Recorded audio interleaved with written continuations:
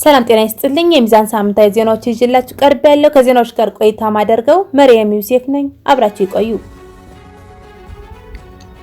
በኢትዮጵያ እስልምና ጉዳዮች የቀድሞ የዑለሞች ምክር ቤት አመራሮች ስልጣን አንለቅም ማለታቸው ምንጮች ገለጹ።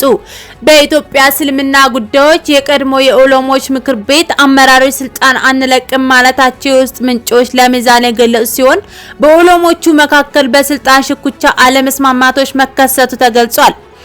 ለሚዛን ጉዳዩን ያብራሩት ስማቸው እንዳይጠቀስ የፈለጉ ባለስልጣኑ በዑለሞች መካከል አለመግባባቶች መፈጠራቸውና እየከረረ መምጣቱን ገልጸዋል። አለመግባባቱ የተፈጠረው በመጅሊሱ በምርጫ ተመርጠው መጥተዋል የተባሉ በአዲሶቹ ስራ አስፈጻሚዎች መካከል ሲሆን ቀደም ብሎ በመጅሊሱ የዑለማ ምክር ቤት ስራ አስፈጻሚ አመራር ሆነው ሲመሩ በነበሩት ምርጫ ባልተወዳደሩ ዑለሞች መካከል መሆኑ የሚዛን ምንጭ አስረድተዋል። ይሄውም አለመግባባቱ የተፈጠረው በእነ ሼህ ኤልያስ አህመድ፣ ሼህ ሁሴን በሽር፣ ሼህ ሐምዲ ሙሳና ሼህ መሐመድ ዛይን ሰዓርዲን በሚመራው እነ ጆይላን ከድር፣ ሼህ ሐምዲን መሐመድ ሌሎችም በቅርቡ ሱፊያ ይወክላሉ ተብለው የገቡት ጨምሮ ለተመረጡት አስረክበው የውጡ በሚል በዑለሞቹ መካከል መሆኑ አስረድተውናል። በዚህ መሰረትም አዲሱ ተመራጭ ነኝ የሚለው አካል የስልጣን ርክክብ አድርጉ ሲሉ ርክክብ ባለማድረጋቸው መሆኑ ገልጸዋል። በዚህ መሰረት የተነሳ በሁለቱ የዑለሞች ቡድን መካከል ያለው ፍትጊያ ባለመቆም የምርጫ ቦርዱ ኃላፊዎች እንደ ሽምግልና ተገኝተው ጉዳዩን ለመፍታት ጥረት ለማድረግ ሙከራ ያደረጉ ቢሆንም ለማስተካከል መቸገራቸው ምንጫችን ገልጸዋል። ይህም ብቻ ሳይሆን መጅሊሱ በከፍተኛ ውስብስብ በሆኑ ችግሮች ውስጥ እየዳከረ ይገኛል ሲሉ ማክለዋል። ዘምዘም ባንክ ከ1 ቢሊዮን ብር በላይ ማትረፉን አስታወቀ። በኢስላማዊ የባንክ አገልግሎት በመስጠት የሚታወቀው ዘምዘም ባንክ ከ1 ቢሊዮን ብር በላይ ማትረፉን አስታወቀ። ባንኩ እንደገለጸው ከሆነ በብሔራዊ ባንክ የተቀመጠውን የባንኮች ዝቅተኛ የካፒታል መጠን ማሟላቱን አመልክቷል።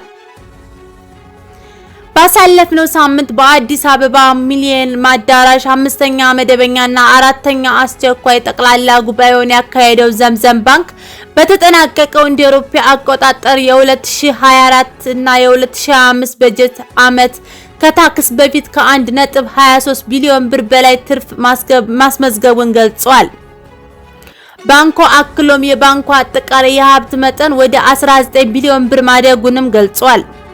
ብሔራዊ ባንክ የፋይናንስ ተቋማት እንደሚያሟሉት የደነገገውን የ5 ቢሊዮን ብር ካፒታል ከቀነ ገደቡ አስቀድሜ አሟልቻለሁ ያለው ዘምዘም ባንክ በአሁኑ ወቅት የባንኩ አጠቃላይ ተቀማጭ ገንዘብ 13.5 ቢሊዮን ብር መድረሱን አስታውቋል።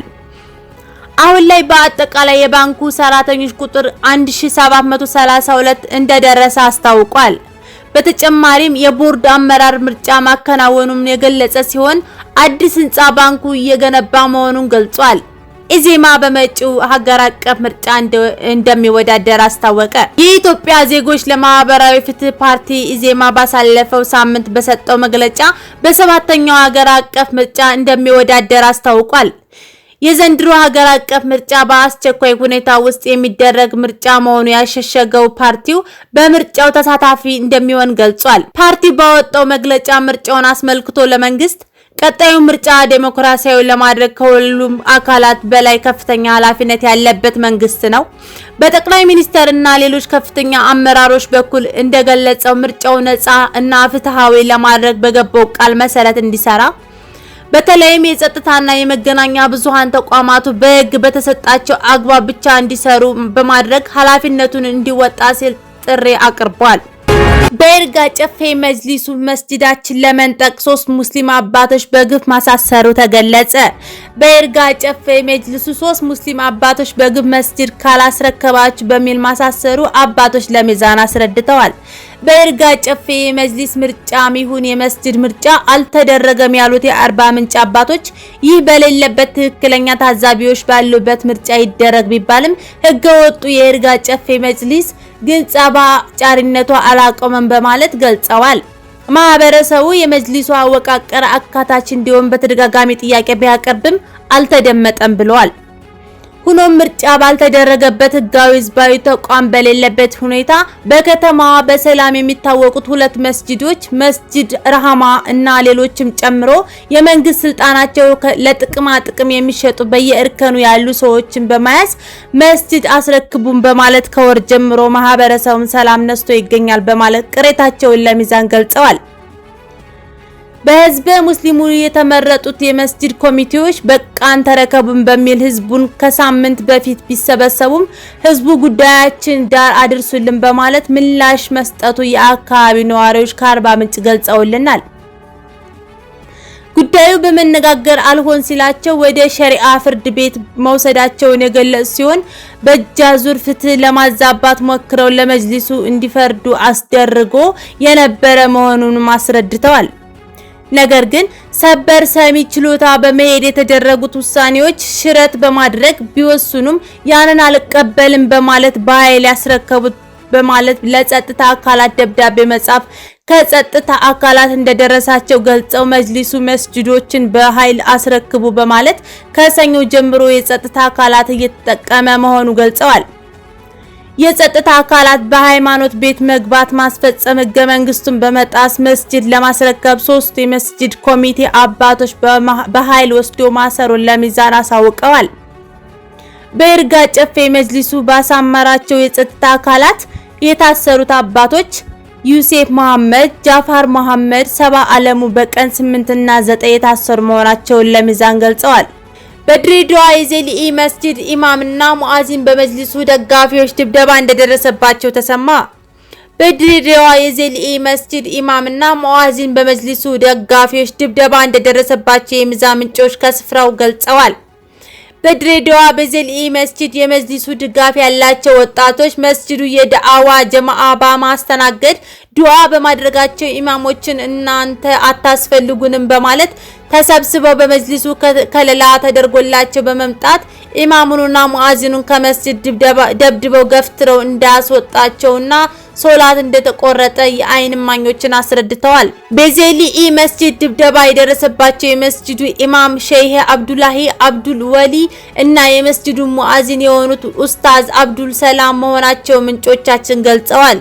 የመጅሊስ ተቋማዊ ለውጥ በሚል እንቅስቃሴ ከተጀመረ አንስቶ በመላው ኢትዮጵያ የመስጂድ ወረራና ንጥቂያ ኢማም ማባረር በመጅሊሱ ደጋፊነት እየተከናወነ ቀጥሏል። በድሬዳዋ ኢማም የመቀየር ሙአዚን የመቀየር መስጂዱን ለመንጠቅ የተከናወነ መሆኑ ምንጫችን ገልጸውልናል። የአካባቢው ሙስሊሞች መጅሊሱ ኮሚቴ ለመቀየር መስጂድ በፖሊስ ታጅቦ ቢመጣም ህዝቡ ምርጫ ይደረግ በማለት ቢጠይቅም እምቢ ማለቱ ተገልጸዋል።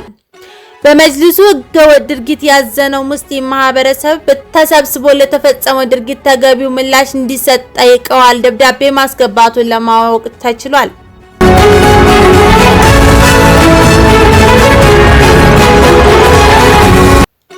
ከሀገር ውጭ ወደ ያስኳቸው ዘገባዎች አስደምጣችኋለሁ።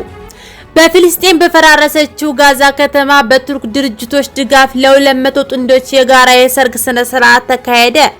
ጅምር ዓላማው በእስራኤል በተከበበችው ክልል ጋዛ ውስጥ ያሉ ወጣት ፍልስጤማውያን እያጋጠማቸው ያለውን ኢኮኖሚያዊ ጫና ለማቃለልና የእስራኤል የዘር ማጥፋት ጥቃት ተከትሎ በአስቸጋሪ የኑሮ ሁኔታ ውስጥ ለፍልስጤም ቤተሰቦች ደስታን ለማምጣት ያለመ ነው።